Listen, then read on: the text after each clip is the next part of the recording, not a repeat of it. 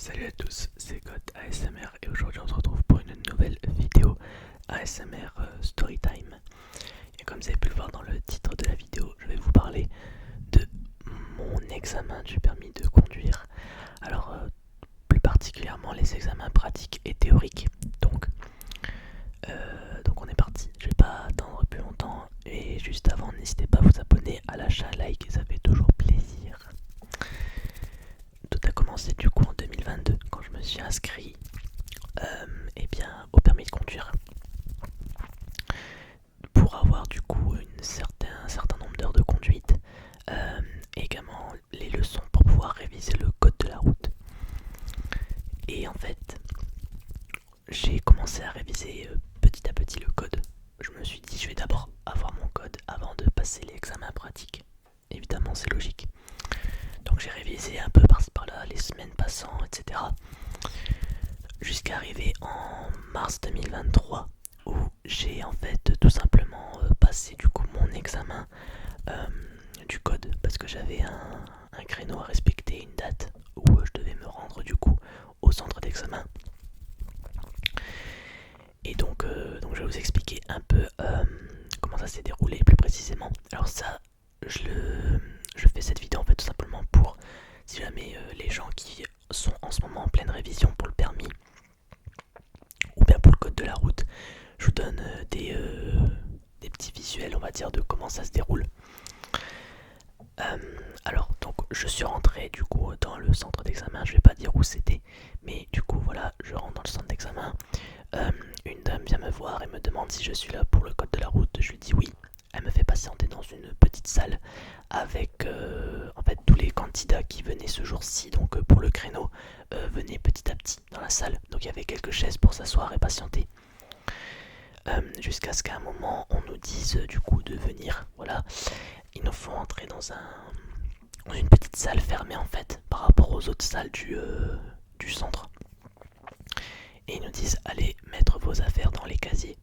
Bon, on dit ok. Et en fait, bien évidemment, maintenant, pour éviter toute tricherie ou toute copie sur d'autres candidats, eh bien, on est obligatoirement confronté à du coup déposer ses affaires dans un casier qui se trouve au fond de la salle. Enfin, là, pour le coup, c'était au fond de la salle. Donc, téléphone, montre, sac, manteau, tout. Vraiment tout. Faut juste être comme moi actuellement, quoi. Voilà. On pouvait rien prendre avec nous. Et j'arrive du coup à ma table, donc on s'assoit n'importe où, peu importe. Je vois qu'il y a une tablette, un casque et c'est tout. Ouais, il y avait juste un casque et une tablette. Ok. Et en fait, la chose un peu particulière par rapport à avant, c'est que désormais on est sur une table séparée par personne. Parce qu'avant, apparemment, on avait des tables en fait de duo. C'est-à-dire qu'on pouvait avoir quelqu'un à côté de nous, etc. Mais apparemment maintenant, pour éviter toute tricherie, eh bien, il y a une table séparée pour tout le monde. Donc je m'assois, j'allume la tablette, etc., le casque, et en fait c'était directement sur l'examen en fait en question. On nous a fait faire des petits tests avec des questions simples, etc. Voilà, ils nous ont dit vous avez plusieurs possibilités, vous choisissez la bonne, etc. Vous pouvez avoir plusieurs bonnes réponses, bien évidemment, etc. Ok, donc ça, pour le coup, ça allait. Je fais les petits tests de questions et après, ils nous disent du coup d'attendre que tout le monde ait fini pour qu'on puisse commencer en même temps. Ok, on attend. Euh, donc 40 questions pour ceux qui viennent d'apprendre un peu le code de la route. Il y a 40 questions, il faut avoir un minimum 35 sur 40 pour avoir son examen théorique pour le coup. Donc la première partie du permis. Donc j'ai fait mes questions.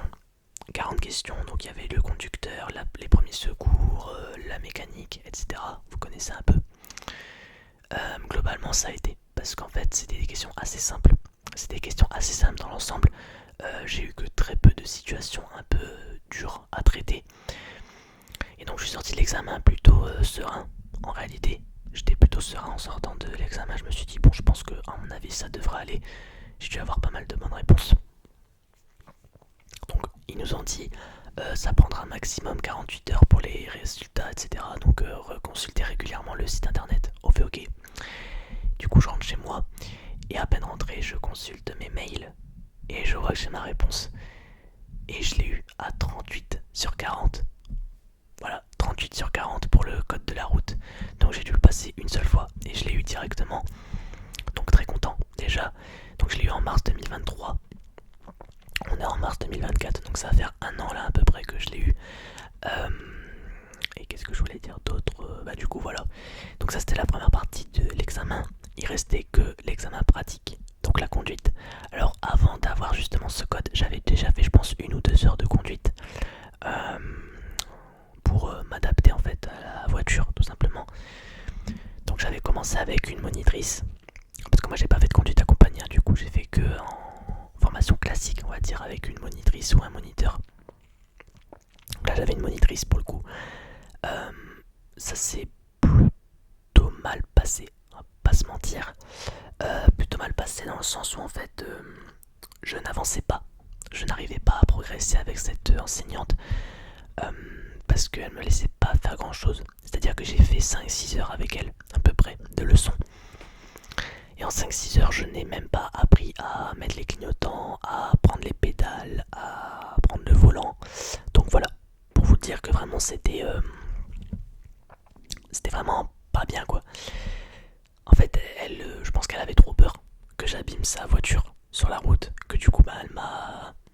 En fait, elle voulait pas que je prenne le volant, tout simplement. Voilà. Donc voilà, donc ça c'est un problème, ce qui fait que j'ai changé de monitrice. J'en ai pris une autre qui était pas très loin de chez moi encore, donc voilà, j'ai voulu changer en 1 heure avec elle. Donc c'est-à-dire que c'était ma 7ème heure de conduite à ce moment-là.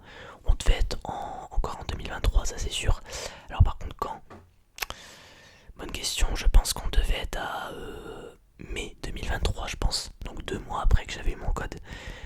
Euh, donc j'avais cette nouvelle monitrice.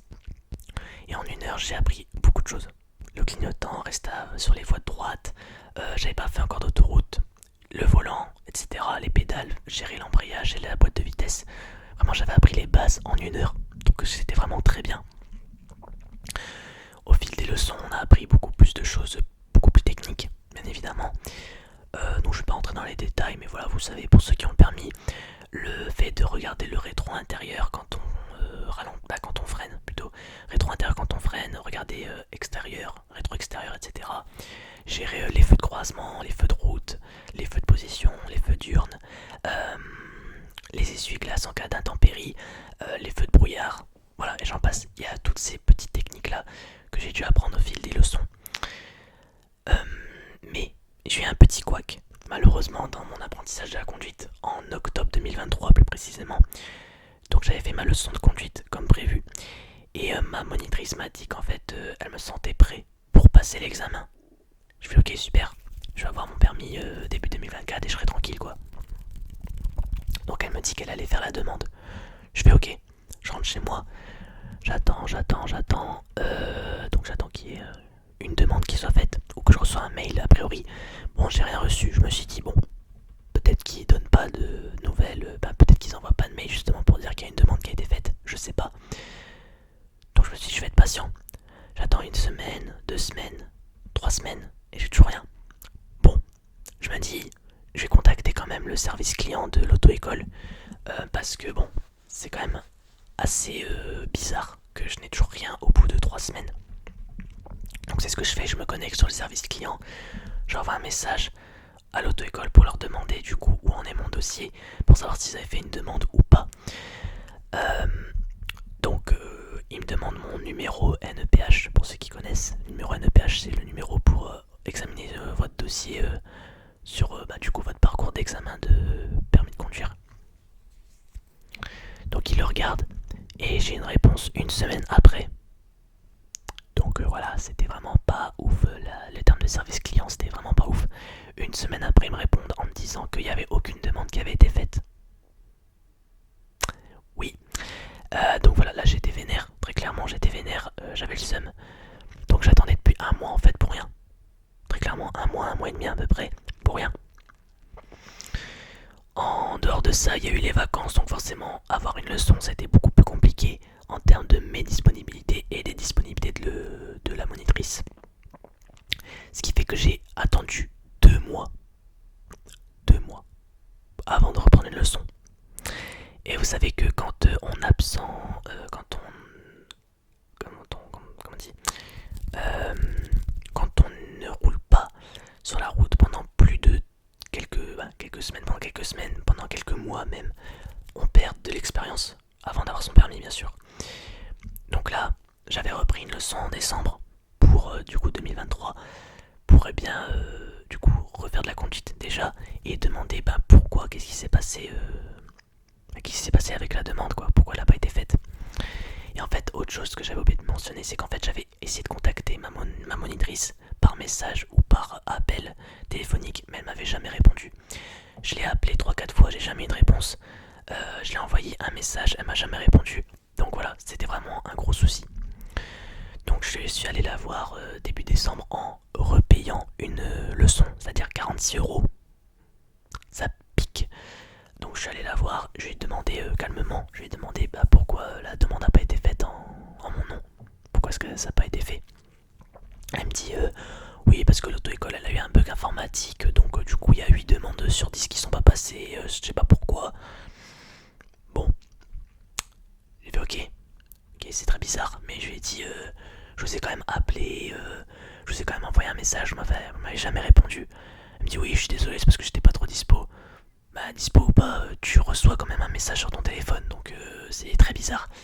Et en plus de ça, je tenais à préciser que cette monitrice, euh, lorsque je conduisais, elle était souvent sur son téléphone. Donc voilà, faut pas me dire qu'elle est jamais sur son téléphone, c'est complètement faux. Donc voilà, donc j'ai fait ma leçon de conduite, bien évidemment, je me suis foiré beaucoup de fois, j'avais oublié quelques trucs. Parce que forcément 2 mois sans conduire, ça chamboule un peu. Donc j'ai dû reprendre quelques leçons derrière, c'est-à-dire en repayant des leçons. Et ce que je me suis dit, c'est que bon, ok, ma demande a été faite. Donc en fait, j'avais reçu un mail finalement après ça que ma demande avait bien été prise en compte pour passer l'examen pratique. Donc je me suis dit, je vais attendre que j'ai ma demande qui soit prise en compte et que j'ai une date pour après refaire des leçons juste avant, quelques jours avant, pour bien me remettre dans le bain et après, boum, j'essaie de l'avoir. Ok. Donc j'attends parce qu'en fait j'avais plus de leçons de conduite parce que je vous ai dit j'ai acheté un pack en fait avec des heures de leçons et malheureusement ce pack s'était écoulé donc je ne pouvais plus réserver des leçons gratuitement. Il fallait que je repaye à l'unité donc c'est à dire 46 €. Voilà. Donc j'attends. Au bout de 2, 3, 4 semaines j'obtiens une date. Ok. Et on me marque que je passe fin février. Je fais ok super. Donc j'ai enfin ma réponse, j'ai enfin ma date d'examen. Et donc je me suis dit, bon, réfléchis, t'aurais besoin de 3-4 leçons à peu près, 3-4 leçons pour te remettre dans le bain. Donc je me suis dit, je vais réserver une semaine avant, donc c'est-à-dire le 21 février plus précisément, réserver une leçon pour refaire ma conduite encore une fois. Donc c'est ce que je fais, je réserve, je repaye. Et là, grosse surprise, première grosse surprise, le prix est passé de 46 à 51 €, donc 5 € en plus. J'ai dû repayer 51 € pour faire une heure de leçon. Donc voilà, je paye du coup pour la semaine juste avant. Et je me dis, bon, une semaine avant ça va être un peu short. Donc je vais me dire, je vais au moins prendre 2 heures de leçon d'un coup. Comme ça je me fais à fond et puis le lendemain je suis tranquille. Donc la veille de mon passage, c'est-à-dire le 27 février, j'ai réservé 2 heures de leçon d'affilée. Donc 2 fois 51 €, ça fait 102 €. Donc on est déjà à 153 € les gens pour 3 heures de leçon. J'ai réservé encore 2 heures de leçon pour le mardi 27 février plus précisément. Et je passais le 28 février. Ok. Donc je réserve mes leçons, etc. Et là je vois qu'en fait ils me disent réserver un créneau pour l'examen. Genre le 28 février. Mais je dis ça n'a pas de sens, j'ai ma date donc je passe quand je veux quoi. Donc je regarde un peu de plus près du coup ce créneau qui est censé être réservé apparemment. Et en fait ils me disent que dans l'auto-école, vous savez il y a votre moniteur qui doit vous accompagner pour l'examen. Parce que sinon c'est pas possible de faire l'examen. Et en fait là ils nous ont dit que dans cette auto-école en tout cas qu'il fallait réserver comme si c'était une heure de conduite pour que le moniteur puisse nous accompagner. Donc c'est à dire en gros, si par exemple je passais à 15h, eh ben, il fallait que je réserve un créneau de 15h à 16h pour que le moniteur soit avec moi. Oui, donc en fait j'ai dû payer 51 € encore une fois, c'est-à-dire 204 € finalement, pour et bien que le moniteur, que ma monitrice du coup puisse m'accompagner à l'examen. Alors que avant, il me semble que c'était gratos. T'avais juste besoin de prévenir ton moniteur, dire que bah t'étais pris, t'avais l'examen ce jour-là, que du coup lui, il devait se rendre disponible pour venir du coup à l'examen. Mais j'ai jamais vu ça, j'étais choqué. Donc en fait j'ai dû payer 51 € encore une fois pour que ma monitrice puisse faire le déplacement et m'accompagner. Voilà. Donc ça je suis pas trop d'accord avec ça, je sais pas ce que vous en pensez. Très clairement c'est une manière de se refaire de l'argent, encore une fois, par les auto-écoles. Mais bon, on va pas faire un coup de gueule là-dessus, c'est pas trop le moment. Donc, du coup, j'ai payé comme prévu l'heure de leçon. Donc pour l'examen, qui devait pas être payé selon moi, mais bon, c'est pas grave. Et au final, du coup, je devais passer à 11h30. Et on m'a dit que du coup, il fallait que je vienne une demi-heure avant. Ok, donc 11h sur place. Je me lève du coup le matin à 6h, 7h. J'avais pas trop bien dormi en vrai, forcément le stress. J'arrive à 10h45, un truc comme ça. J'attends sur place, ma monitrice arrive, ok. Et je vois qu'en fait l'inspecteur qui était présent sur place était déjà... il est arrivé et il était parti avec un autre élève avant moi, donc dans l'auto-école. Donc je le vois partir et une demi-heure après je le revois arriver. Et donc en fait c'était une voie en fait, c'était une route à double sens. Et en fait sur la voie de droite, de là où j'étais en tout cas, de la voie de droite, il y avait une place de stationnement. Enfin, il y avait plusieurs places de stationnement pour les auto-écoles. Donc c'est-à-dire que c'est là que commençait l'examen. Et de l'autre côté, il y avait juste un trottoir et une route normale. Et en fait, l'examinateur, l'inspecteur, a fait arrêter l'élève sur le côté du trottoir avec son clignotant allumé et il l'a fait sortir. Bon, je me suis dit, si ça se passe comme ça, c'est qu'il y a un petit souci. C'est qu'il n'a pas très bien fait son examen. Donc là déjà, premier stress, j'étais en train de me dire, l'examinateur, il doit être très dur. Voilà. Donc voilà, j'étais pas très bien. L'inspecteur sort de la voiture, vient au niveau de moi et de la monitrice. Je me rapproche vers lui pour essayer de lui dire bonjour. Et il me dit cash, allez au volant monsieur. Ok. Y a pas de bonjour, y a pas de poignée de main, j'en sais rien, y a rien. Y a rien. Donc c'était un homme de entre 50 et 60 ans à peu près. Et donc je m'installe au volant, je pose pas de questions, je m'installe parce que bon voilà, il était un peu énervé je pense. Donc il s'installe dans la voiture, etc. à côté de moi, à côté passager. Et la monitrice du coup que j'avais, elle est derrière.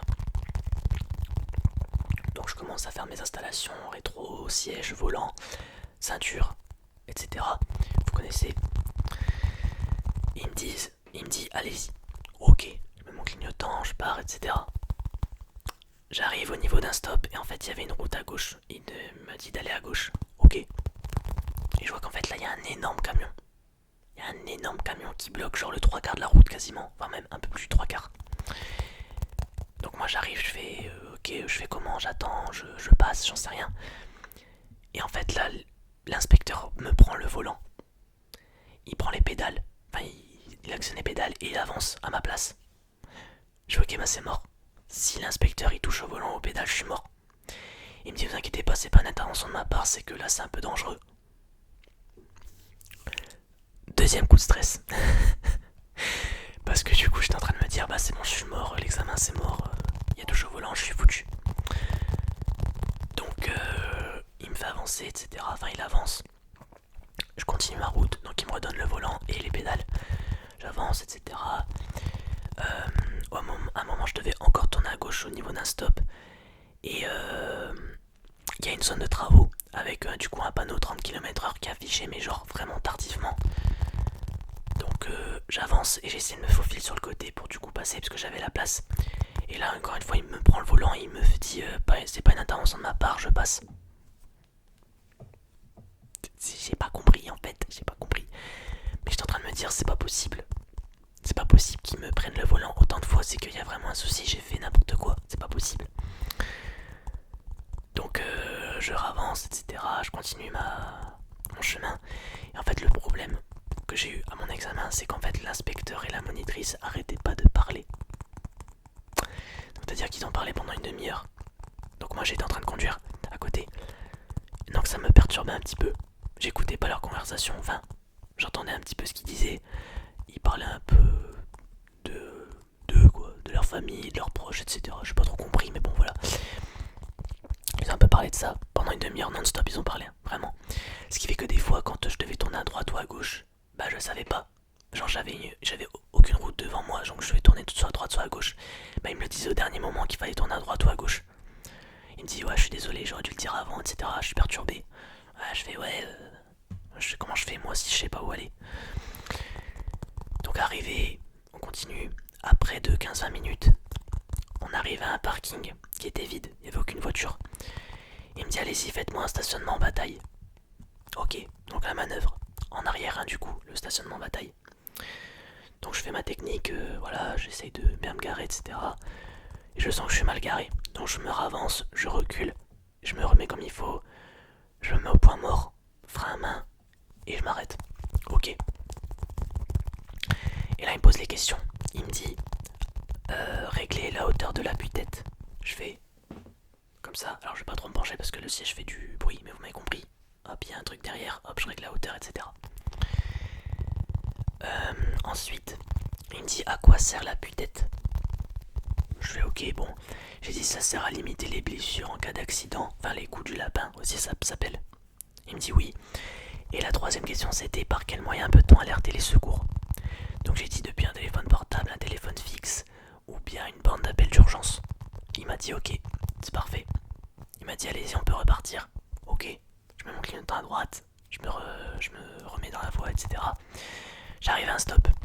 Là, il me dit rien. Il me dit rien. Il y avait à gauche ou à droite. Deux choix. Je regarde à droite, je regarde à gauche. Et en fait, quand je regarde à droite, je vois que tout au fond, mais genre vraiment tout au fond de la rue, il y a un sens interdit. Je fais ok, donc c'est que c'est de l'autre côté. Je mets mon clignotant à gauche, il m'a rien dit. Donc c'est que j'avais fait le bon move. Je pense que si j'avais été à droite, j'aurais été éliminé. Donc je continue mon chemin, etc. Et jusqu'au bout d'un moment, il me dit allez au centre d'examen. Enfin, retourne au centre d'examen. Je fais ok, pas de soucis. Je regarde, je me gare. Clignotant, etc. Frein à main. Et il me dit je vous donne votre résultat demain sur internet. Vous aurez votre résultat demain sur internet. Gros stress, gros stress. Donc il part l'inspecteur. Et je regarde ma monitrice derrière. Je lui demande est-ce que c'était bien et tout. Elle me dit oui, la conduite c'était bien. Le seul petit bémol que j'aurais à te reprocher, c'est que quand en fait je me suis stationné, là sur le rangement bataille, elle me dit en fait qu'elle croit que j'ai heurté une bordure. Donc c'est à dire que je l'aurais escaladé. Or ça c'est éliminatoire malheureusement. Même si c'est pas grand chose, c'est éliminatoire. Mais du coup elle me dit je suis pas sûr de ça. Mais elle me dit sinon pour le reste c'était bien. Bon bah je vais écouter, merci, je repars et puis on verra les résultats. Donc là on était début d'après-midi, il était midi 15 à peu près. Je sors un peu de chez moi, je reviens le soir, etc. En stress total, hein, vraiment. J'étais en train de me dire, est-ce que je l'ai ou pas. Parce que ça c'est horrible, vraiment. Parce qu'avant, les résultats on te les donnait directement dans la voiture. Sauf que là maintenant ça a changé parce qu'apparemment il y a eu des agressions suite à des élèves qui n'avaient pas leur permis du coup, qui ont agressé les inspecteurs. Maintenant ça se fait sur internet et c'est obligatoirement le lendemain du passage. Donc j'attends mon résultat et je me dis le lendemain, donc je me connecte à minuit sur l'ordi, sur le site internet du coup. Je me connecte, etc. Je regarde, il n'y a rien du tout. Je me dis il n'y a rien du tout, bon, c'est que voilà, les résultats n'ont pas été publiés. J'attends, minuit 5. Bon, je vais aller, vas-y, je vais me coucher. Parce qu'en plus, le lendemain, je travaillais, donc du coup, j'étais obligé d'aller me coucher, sinon j'étais mort. Donc j'attends, je vais me coucher. Donc un peu en stress, j'ai eu du mal à dormir, mais j'ai quand même su dormir. Je me réveille à 7h, j'allume mon ordi, je me connecte sur le site internet. Et là, je vois bah du coup un énorme panneau d'information qui s'affiche devant moi et qui me dit félicitations, vous avez obtenu votre permis de conduire. Yes. Donc là j'ai compris que du coup j'avais eu mon examen. J'avais réussi mon examen et donc je regarde le détail de la note. J'ai eu 25 sur 31. Alors du coup le minimum c'est 20 sur 31 et il faut pas faire de faute éliminatoire en même temps. Parce que ça c'est même si t'as 25 sur 31 et que tu fais une faute éliminatoire c'est mort. Donc là j'ai fait 25 sur 31 et je n'ai pas fait de faute éliminatoire. Donc très content, très très content. Donc au final la bordure je ne l'ai peut-être pas touchée au final. Je pense que la monitrice elle a dû avoir un petit bug dans sa tête à mon avis. Donc très content. Et j'avais du coup mon certificat qui me disait que du coup j'avais mon permis et que je pouvais l'utiliser pendant 4 mois et que ça me... Comment dire, c'était considéré comme un document officiel pour prétendre au permis de conduire. Voilà, en attendant que j'ai le définitif. Donc très content. Donc ça a duré quand même 1 an et demi hein, cette connerie. J'ai envie de vous parler de ça parce que je sais que beaucoup de gens sont en stress comme moi pour le permis. Mais très honnêtement, au vu de mon expérience et de ce que je peux en retirer, l'expérience, en tout cas dans la conduite, l'expérience du fait de conduire régulièrement, ça sert beaucoup. S'il y a des points que vous n'arrivez pas à faire, faut vraiment les travailler. Et vous allez voir que ça va aller petit à petit et vous allez vous en sortir facilement. Pour le code, alors pour le code, le seul conseil que j'aurai à donner, c'est que du coup il faut réviser des séries de 40 questions en examen blanc. Vous allez voir ça va vraiment vous motiver. Parce que moi c'est ce que j'ai fait à chaque fois. À chaque fois j'avais des 36, 37, 40, 34, 35, 34, 36. À chaque fois j'avais des résultats comme ça. Et si vous arrivez à vous faire genre 5 séries de 40 questions et avec genre plus de 35 points, vous pouvez vous être sûr quasiment d'avoir votre code. Donc voilà. Donc vraiment le seul secret que... il n'y a pas de secret. Au final, le seul conseil que j'aurais à vous donner, c'est de vraiment vous donner à fond. Même pour l'examen, ne baissez pas les bras. Même si l'inspecteur prend le volant ou les pédales, il faut vraiment aller jusqu'au bout. Comme moi, vous voyez, j'ai eu l'inspecteur qui a pris le volant 2 fois et les pédales 2 fois parce qu'il y avait un danger sur la route. J'ai cru que j'étais mort. En fait, non. J'ai eu de la chance. Donc voilà, je voulais juste vous parler de ça pour vous donner mon expérience personnelle. Et puis voilà. Donc sur ce, j'espère que cette petite story time vous sera plu. N'hésitez pas à vous abonner, à liker et à me donner vos résultats également de vos précédents examens, si vous vous en souvenez bien évidemment. Si vous avez votre permis, si vous ne l'avez pas encore eu, si vous êtes en train de le passer, si vous avez raté votre examen pratique par exemple, baissez pas les bras, vous allez y arriver. Donc moi j'ai eu le code et le permis en une fois, donc très très content. Donc voilà, juste dire que ne baissez pas les bras, vraiment suivez tous les conseils qu'on peut vous donner, ça peut être très important, c'est très important même. Et voilà, donc sur ce, j'espère que cette vidéo vous aura plu. Je vous souhaite une très très très bonne nuit. Et on se dit à la prochaine pour de